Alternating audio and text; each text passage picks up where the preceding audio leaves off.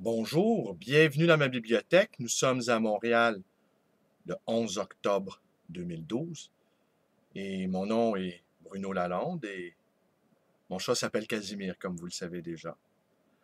Alors, je tiens à vous remercier. Vous avez été nombreux à m'offrir vos bons vœux concernant la mort de la chatte de ma compagne, Mimi Ronronnette. Je tiens ici à, à remercier spécialement Alexandre, qui m'a envoyé un mot qui m'a particulièrement touché. Merci, Alexandre. Nous espérons, Casimir et moi, réchauffer un peu votre solitude, mettre un peu de lumière. Les amoureux de la poésie, comme vous l'êtes, n'est-ce pas, sont trop peu nombreux. Ça fait du bien d'être entre nous de temps en temps. Alors, aujourd'hui, je vais poursuivre un peu sur ma lancée. Ah oui, je vois une autre chose aussi, je voulais dire. À cet autre ami militant, Michel, je lui recommande encore une fois d'alterner sérénité et intensité. Savoir se reposer, avoir du bon temps avec ses amis. Le travail, la vocation de militant en est un de longue haleine. Et les changements que nous voulons amorcer dans notre société, car c'est nous, les agents du changement, seront difficiles à mettre en œuvre et ils demanderont de notre part une énergie. Cette énergie-là, il faudra l'économiser. Savoir non pas alterner les phases d'excitation-dépression, mais intensité et sérénité. Alors donc, oui, à cet ami Michel, nous avons côtoyé les policiers tout l'été. Et au début, je pensais que c'était correct de plaisanter avec eux, de voir le côté humain de ces gens-là. C'est sûr qu'ils ont un côté humain, ça, il n'y a aucun doute. Mais nous ne sommes pas des criminels et nous ne sommes pas des droits communs. C'est-à-dire, nous ne participons pas au renforcement du système. Policiers et criminels sont une même pièce, au fond. Il y a assez peu de différence entre les deux. Souvent, les deux proviennent de milieux très modestes et ça peut pencher d'un côté comme de l'autre, selon les circonstances de la vie. Et je me rappelle ces mots de cette amie militante, chevronnée, qui disait « Les policiers peuvent être très gentils et ils peuvent être très méchants. Moi, je fais mon travail, c'est tout. » Je pense que cette militante a raison. Alors donc, cette vidéo-ci va être courte aujourd'hui. Je ne peux pas vous faire des vidéos de 23 minutes à chaque jour. Hein. Je ne veux pas vous lasser. Mais je voudrais poursuivre sur ma lancée d'hier avec Anonyme sans regret, Pierre Cornudet. Je n'ai sans doute pas assez dit à quel point Pierre était un élément important de cette effervescence qui régnait à Montréal au milieu des années 80 jusqu'en 1994. Je vais revenir sur cette date de 1994. Je n'ai pas assez dit quel rôle important il jouait, mais il n'était pas le seul. Alors, je vais vous donner des noms de groupes rock qui existaient à ce moment-là, qui étaient des groupes dans l'underground, dans la marginalité, mais qui étaient bons.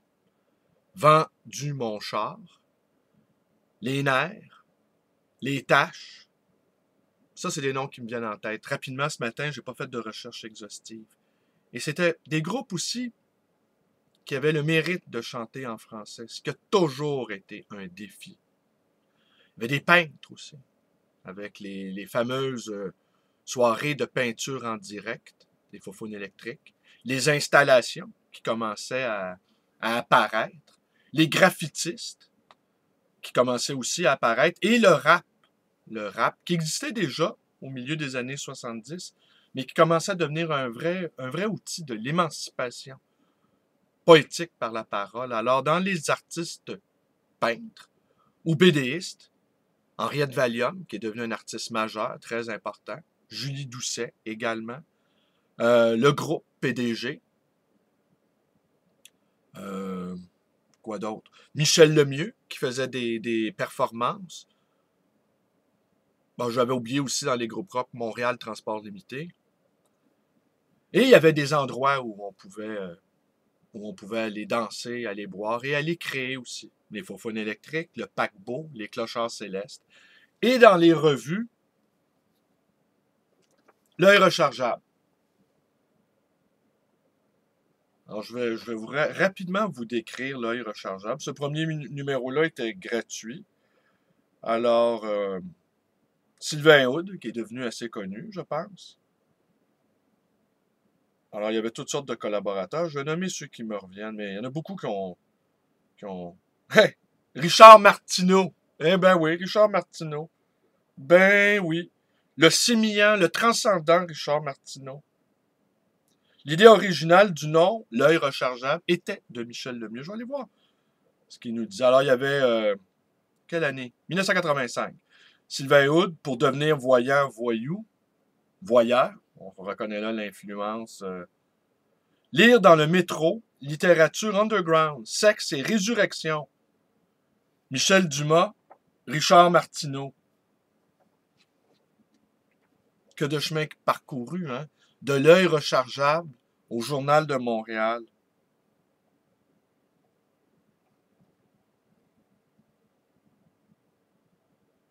Alors, vous voyez, Richard Martineau, il nous fait une critique du livre de Truth de Allen Ginsberg. Il nous parle de Jack Kerouac. Il nous parle de Timothy Leary, le grand promoteur du LSD. Il nous parle de Marguerite Duras, de Rob Grillet.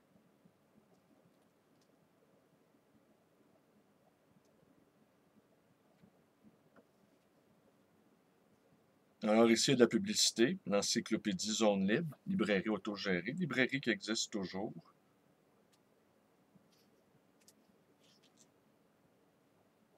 Attendez, allez, je vous montre ça. Allez, je vous montre l'intérieur. Alors là, le rechargeable se voulait une revue qui fait le pont entre les divers arts, de la scène, de la culture poétique et également de la peinture et des installations et des peintures en direct. Alors, je conclus cette vidéo par cette petite allusion, 1994. En fait, c'est mon ami Sylvain Parère, on discutait de tout ça, de l'effervescence qui régnait du milieu des années 80 à Montréal à 1994.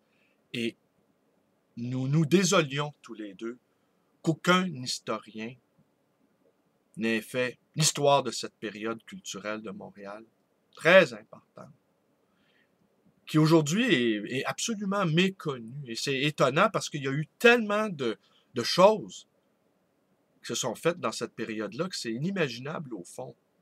Une espèce de silence. Alors, il n'y a pas d'historiens parmi nous, visiblement. On n'a pas su créer des historiens.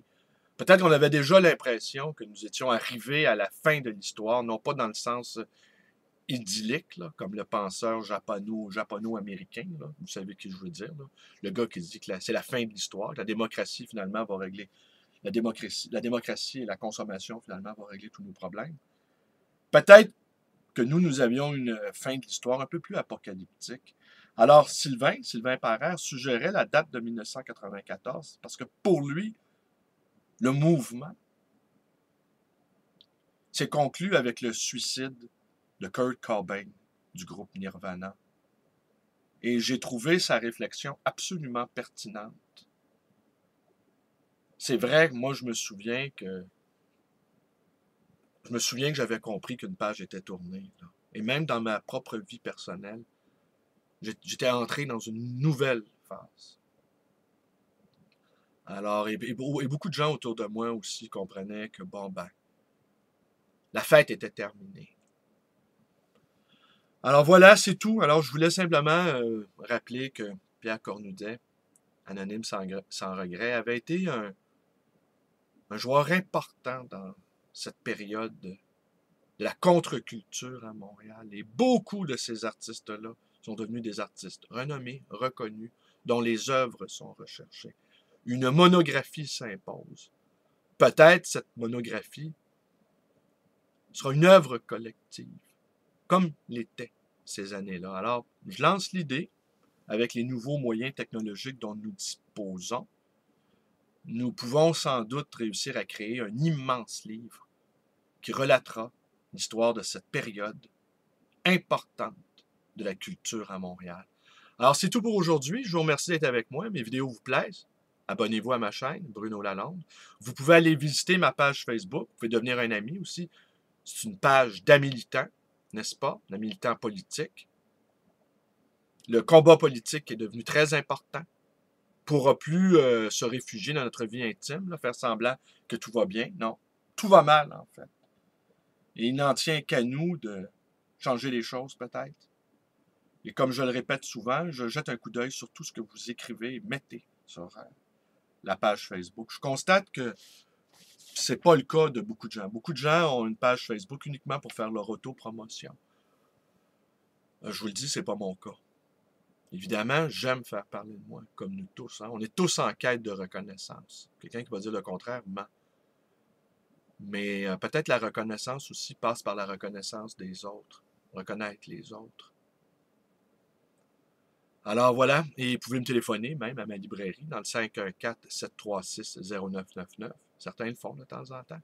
Et certains même me visitent à ma librairie après avoir pris connaissance de mes vidéos. C'est toujours un plaisir. Tu sais qui me regarde un peu étonné. Ah tiens, sorti de son écran. Là. Alors, cette librairie d'occasion et d'ancien, le livre voyageur dans le quartier Côte-des-Neiges à Montréal. Et je vous remercie encore pour vos bons mots, en particulier Alexandre. Passez une belle journée. Merci.